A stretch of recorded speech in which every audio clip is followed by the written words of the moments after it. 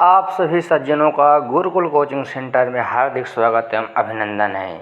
आपकी सुविधा हेतु कक्षा 10 वाराणसी प्रथमा पाठः निम्नलिखित संस्कृत गद्यांशों का संदर्भ सहित हिंदी अनुवाद कीजिए। अर्थात हमने पहले आपके लिए संदर्भ सहित हिंदी अनुवाद का कार्य किया है। संदर्भ प्रस्तुत गद्यांश हमारी पाठ्य पुस्तक हिंदी के संस्कृत खंड के वाराणसी पाठ से उद्धृत है। यह संदर्भ सभी में होगा। वाराणसी सुविख्याता से लेकर इमाम बहुप्रशंसति तक हिंदी अनुवाद इसमें लिखा हुआ है। वाराणसी बहुत प्रसिद्ध प्राचीन नगरी है। यह स्वच्छ जल की तरंगों से युक्त गंगा के किनारे स्थित है। इसके घाटों की घुमावदार पंक्ति श्वेत चांदनी में बहुत सुंदर लगती है। असंख्य यात्री भ्रमण करने के लिए दूर देशों से प्रतिदिन यहाँ आते हैं और इसके घाटों की शोभा देखकर इसकी बहुत प्रशंसा करते हैं।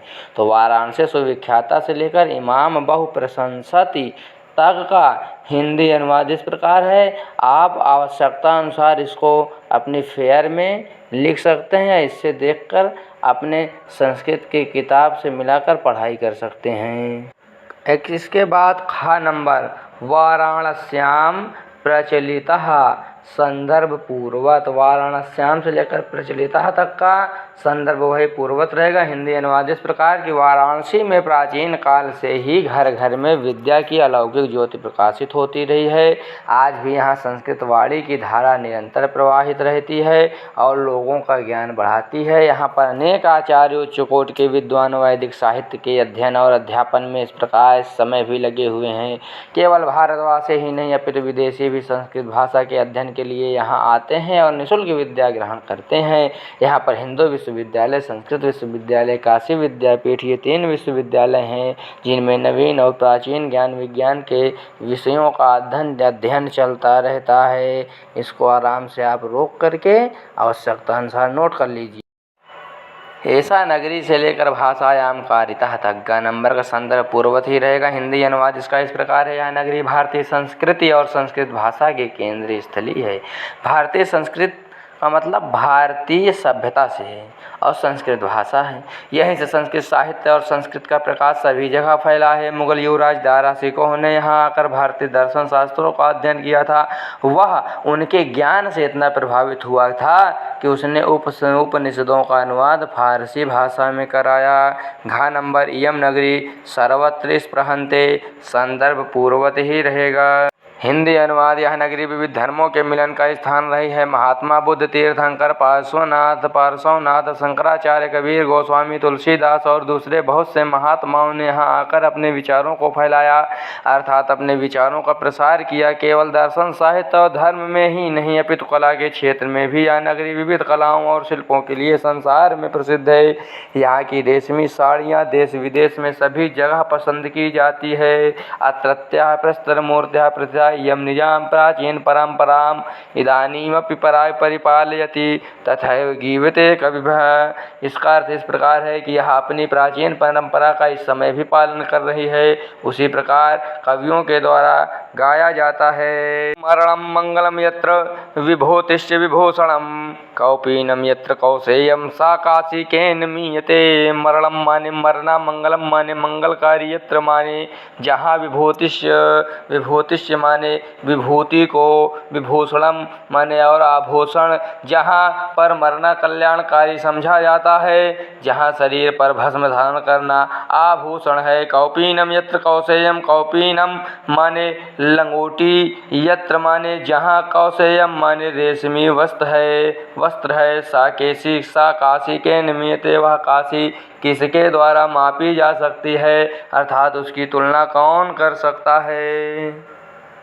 दूसरा, निम्नलिखित प्रश्नों के उत्तर संस्कृत में लिखिए। वाराणसी नगरी कस्याः नद्याः कूले स्थिता। वाराणसी नगरी किस नदी के किनारे स्थित है। वाराणसी नगरी गंगायाः नद्याः कूले स्थिता। वाराणसी नगरी गंगा नदी के किनारे स्थित है। वाराणसी कस्याः भाषायाः केंद्रम् अस्ति। वाराणसी किस भाषा का केंद्र है? वाराणसी। संस्कृत भाषायाः केंद्रमस्ति वाराणसी। संस्कृत भाषा का केंद्र है।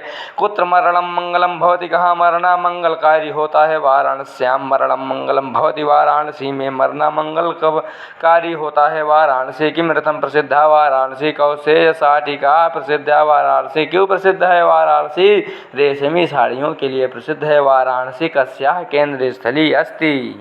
वाराणसी भारतीय संस्कृतेः संस्कृत भाषायाः केंद्रस्थली अस्ति। वाराणसी भारतीय संस्कृति और संस्कृत भाषा की केंद्र स्थली है। वैदेशिकाः किमर्थं वाराणसी में आगच्छन्ति? विदेशी किस लिए वाराणसी आते हैं? वैदेशिकाः गीर्वाणवाण्याः अध्ययनाय वाराणसी में आगच्छन्ति। वैदेशी गीर्वाण यानी देवों की वाणी संस्कृत के अध्ययन के लिए वाराणसी आते हैं। वाराणस्यां कति विश्वविद्यालयाः सन्ति? वाराणसी में कितने विश्वविद्यालय हैं? वाराणस्यां त्रयः विश्वविद्यालयाः सन्ति। वाराणसी में 3 विश्वविद्यालय हैं। दारासिकोह वाराणसी आगत्य किम करोत्? दारासिकोह ने वाराणसी में आकर क्या किया? दारासिकोह वाराणसी आगत्य दारासिकोह ने वाराणसी आकर भारतीय दर्शन शास्त्राणाम अध्ययनम करोत्। भारतीय दर्शन शास्त्रों का अध्ययन किया। प्रश्न 9 दारासिकोह कस्यां भाषायाम उपनिषदाम अनुवादम अकार्यत? दारासिकोह ने किस भाषा में उपनिषदों का अनुवाद कराया? दारासिकोह पारसी भाषायाम। दारासिकोह ने पारसी भाषा में उपनिषदाम अनुवादम अकार्यत उपनिषदों का अनुवाद कराया। वाराणसी कस्य संगम स्थली अस्ति? वाराणसी किसकी संगम स्थली है अर्थात किसकी मिलन की स्थली है? वाराणसी विविध धर्माणाम संगम स्थली है। वाराणसी अनेक धर्मों की संगम स्थली है। वाराणसी नगरी कुत्र स्थिता अस्ति? वाराणसी नगरी कहाँ स्थित है? वाराणसी नगरी गंगायाः कूले स्थिता अस्ति। वाराणसी नगरी गंगा के किनारे स्थित है।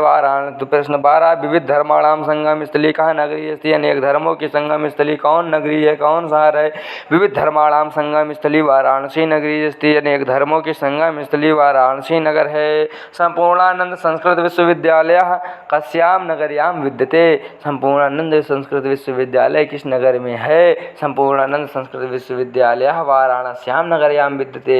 संपूर्णानंद संस्कृत विश्वविद्यालय वाराणसी नगर में है। वाराणसी नगरी के शाम संगम स्थली है। वाराणसी नगरी किसकी संगम स्थली है? वाराणसी नगरी विविध धर्माणाम संगम स्थली है। वाराणसी नगरी अनेक धर्मों की संगम स्थली है। वैदेशिकाः पर्यटकाः कस्याः शोभाम् अवलोक्य वाराणसीं प्रशंसति? वैदेशिक यानी विदेशी पर्यटक किसकी शोभा को देखकर वाराणसी की प्रशंसा करते हैं? वैदेशिकाः पर्यटकाः अस्याः घट्टानां शोभाम् अवलोक्य वाराणसीं प्रशंसति? विदेशी पर्यटक इसकी घाटों की शोभा को देखकर वाराणसी की प्रशंसा करते हैं।